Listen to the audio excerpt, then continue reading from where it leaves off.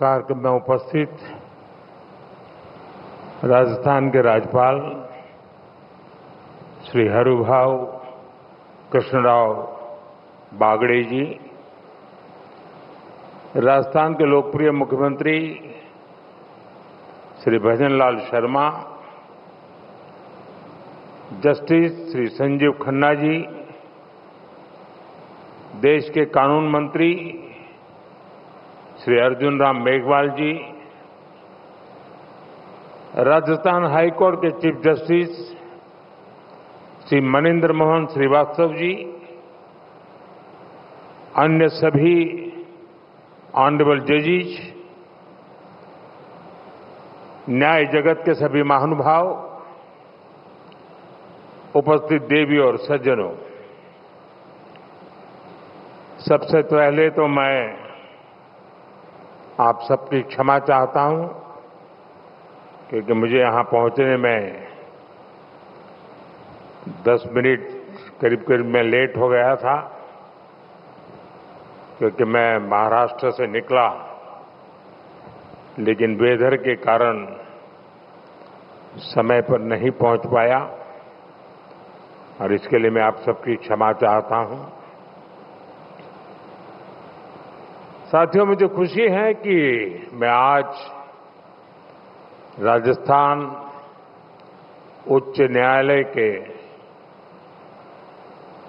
Platinum jubilee समारोह में आप सबके बीच आने का मुझे अवसर मिला है। राजस्थान हाईकोर्ट के 75 वर्ष ऐसे समय में हुए हैं जब हमारा संविधान भी 75 वर्ष पूरे करने जा रहा है। इसलिए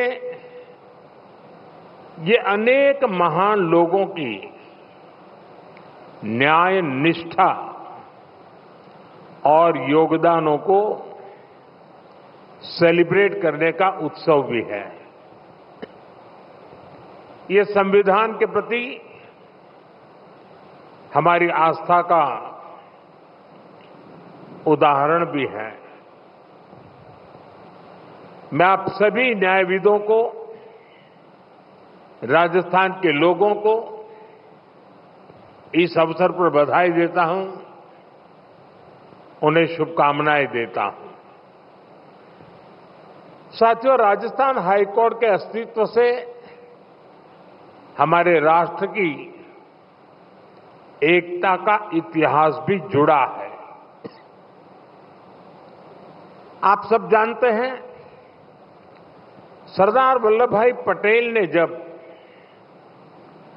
500 से ज्यादा रियासतों को जोड़कर देश को एक सूत्र में पिरोया था, उसमें राजस्थान की भी कई रियासतें थी। जयपुर, उदयपुर और कोटा जैसी कई रियासतों के अपने हाईकोर्ट भी थे। इनके इंटीग्रेशन से राजस्थान हाईकोर्ट अस्तित्व में आया, यानी राष्ट्रीय एकता ये हमारे जुडिशियल सिस्टम का भी फाउंडेशन स्टोन है। ए फाउंडिंग स्टोन जितना मजबूत होगा, हमारा देश और देश की व्यवस्थाएं भी उतनी ही मजबूत होगी। साथियों, मेरा मानना है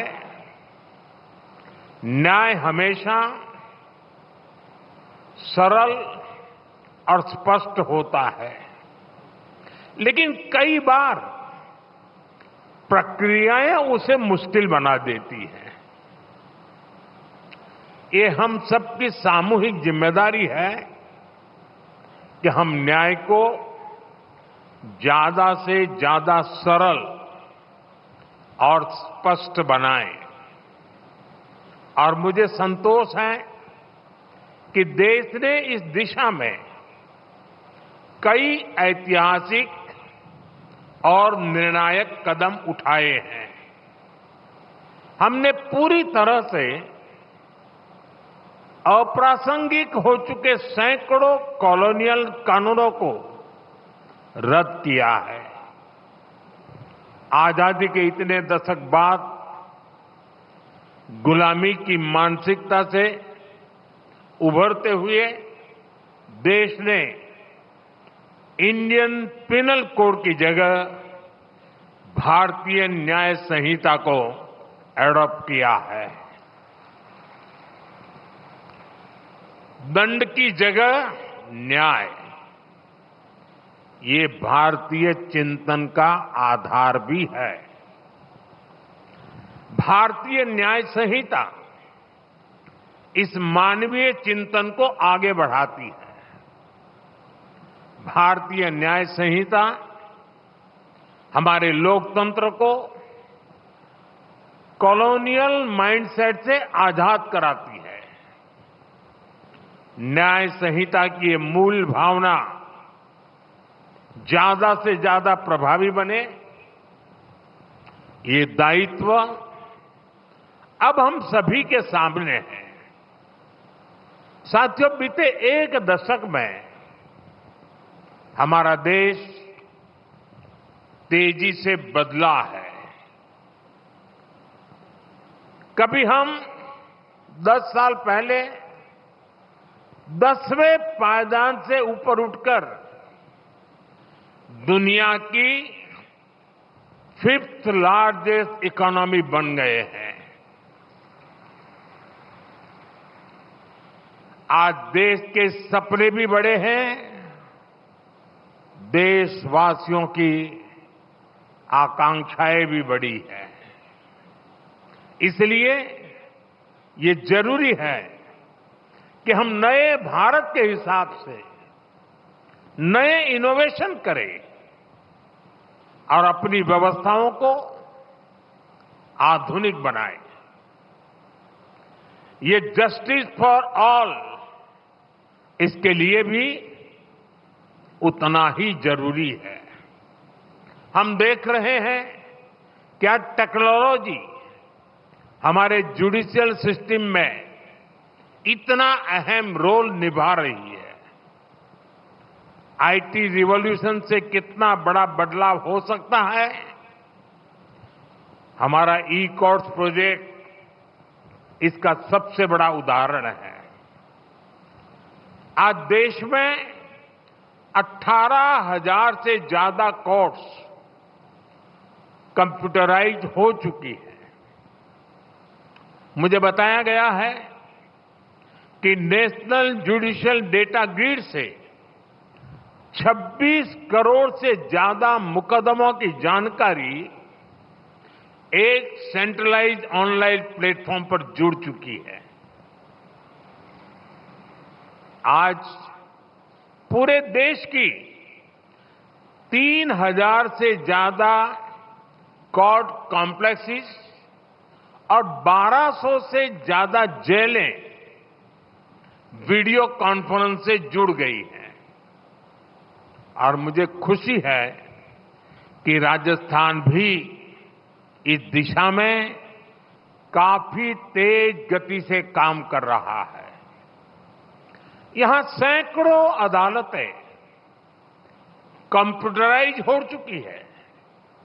पेपरलेस कोर्ट्स, ई फाइलिंग, समन के लिए इलेक्ट्रॉनिक सर्विस, वर्चुअल हियरिंग की व्यवस्था, ये कोई सामान्य बदलाव नहीं है। हम एक सामान्य नागरिक के दृष्टिकोण से सोचें तो दशकों से हमारे यहां कोर्ट के आगे चक्कर शब्द, कोई बुरा मत मानना, चक्कर शब्द मैंडेटरी हो गया था। कोर्ट का चक्कर, मुकदमे का चक्कर, यानी एक ऐसा चक्कर जिसमें फंस गए तो कब निकलेंगे कुछ पता नहीं।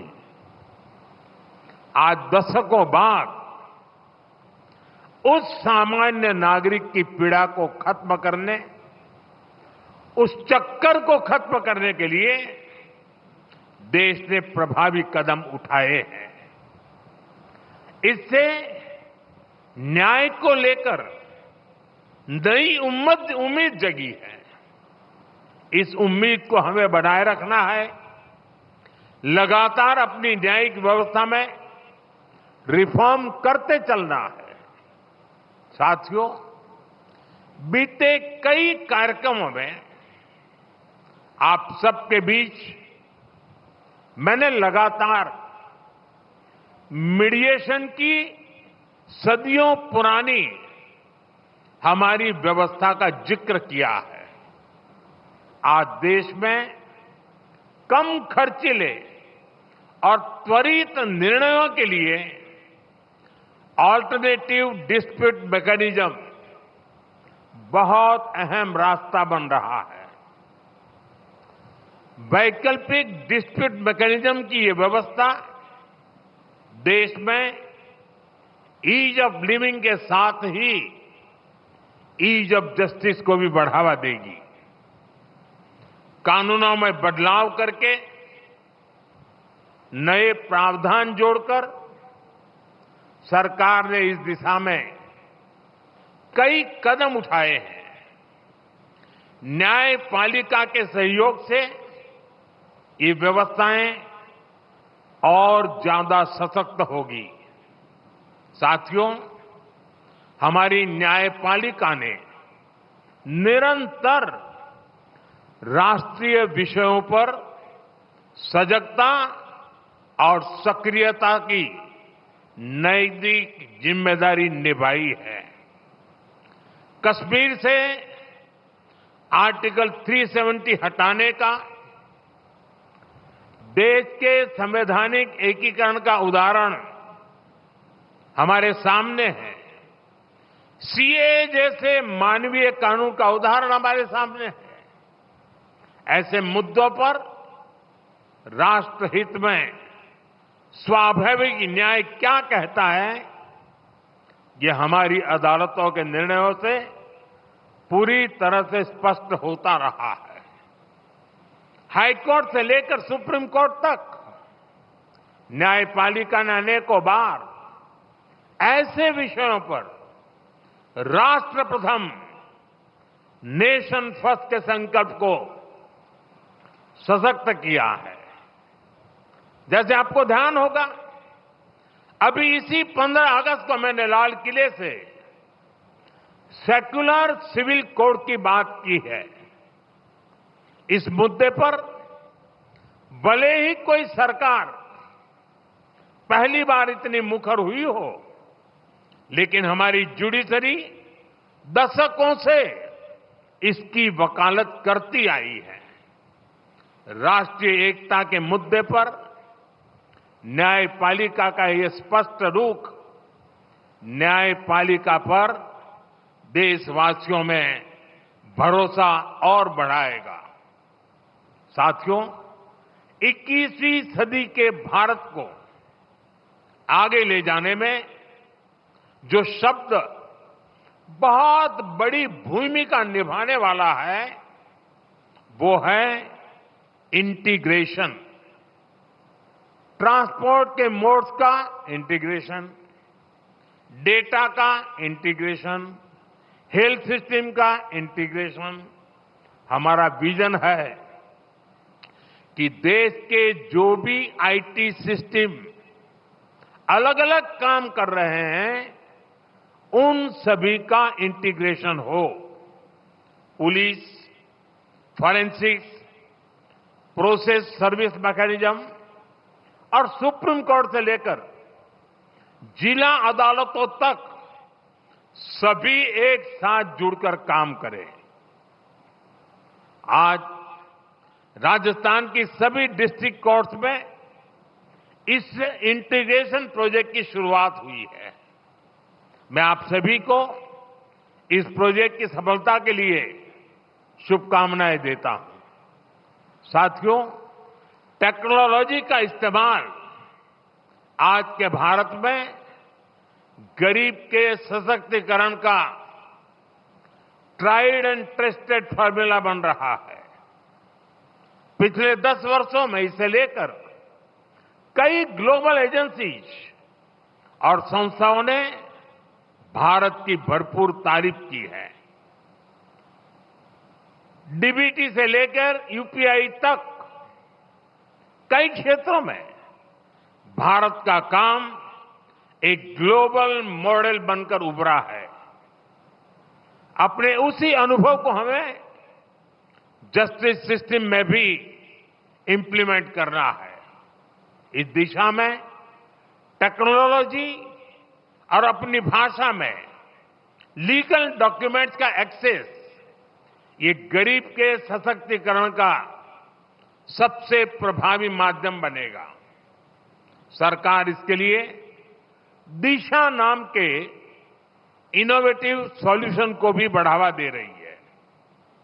हमारे लॉ स्टूडेंट्स और अन्य लीगल एक्सपर्ट्स इस अभियान में हमारी मदद कर सकते हैं।